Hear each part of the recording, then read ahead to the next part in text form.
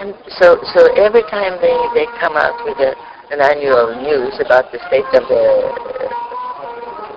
affairs or whatever you call it, they say that Cuba is the best, that it's advancing and everything. You know, I think that is one of the things that makes Cubans so angry, is that not only have they seen the demise, the destruction, the obliteration of their country, but that so much of the world is believing the lies that are coming out from this.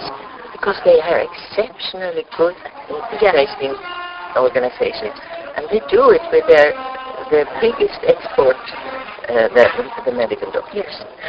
There have been many medical doctors who have become themselves political refugees and have been able to escape, and they have spoken the truth about what really is going on in Cuba. For example, this whole notion of infant mortality. Yes. We all know, they've said that this is a complete lie, that the infant mortality rates in Cuba are awful, but what they can do is, because the government is in charge of everything, they can change all of the statistics to benefit them.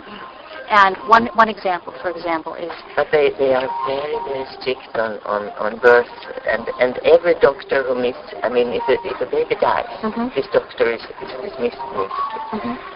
So they are super in control of that, and they if a baby they have to lie about it, because otherwise they lose their job. But even when you think about it from a completely common sense, this is a country that has a difficult time just feeding its people.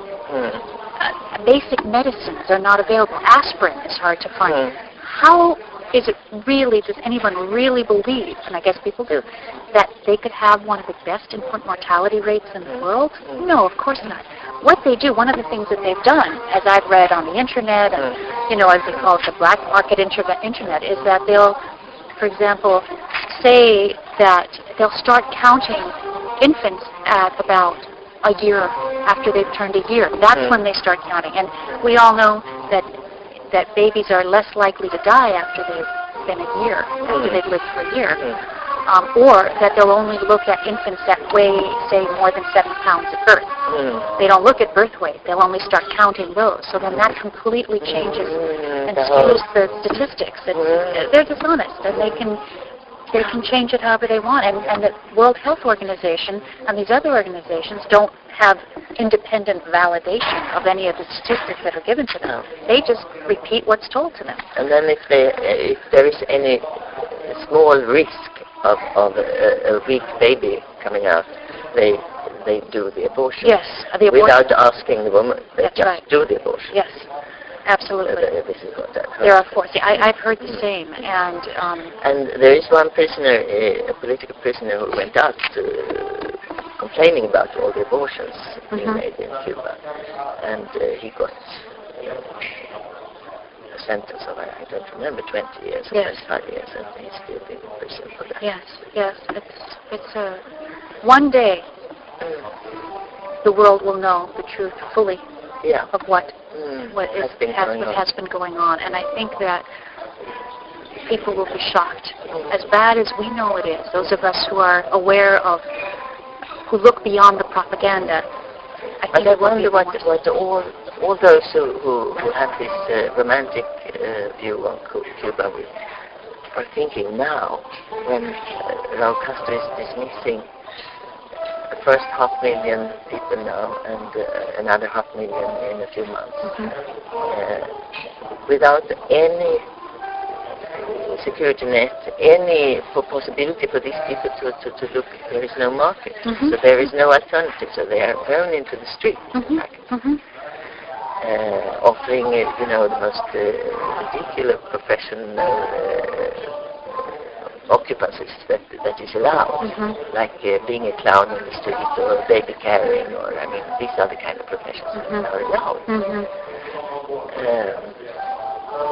But I wonder what these romantic think about the reality. But they are not protecting any longer, and they are cutting on education. So especially in the countryside.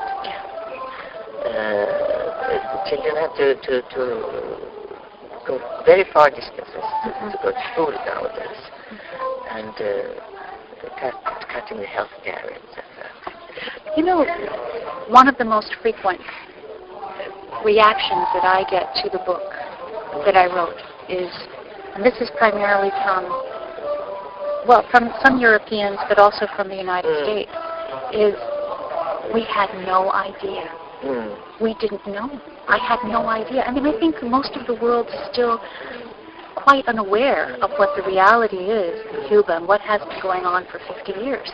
And most of the world is still believes the propaganda that the revolution has come, that there's this great health care, and that there's this great educational system, and that everybody is just in support of this wonderful utopia. There are still educated, smart people. Cecilia Samartin, muchas gracias por esta entrevista que ha concedido a cubademocraciavida.org. Gracias. Y le deseo... Gracias, Guillermo. Gracias por la oportunidad. Muchísimas gracias por haberme invitado. Y les deseo todo lo mejor. De alguna manera quizás podemos estar en contacto.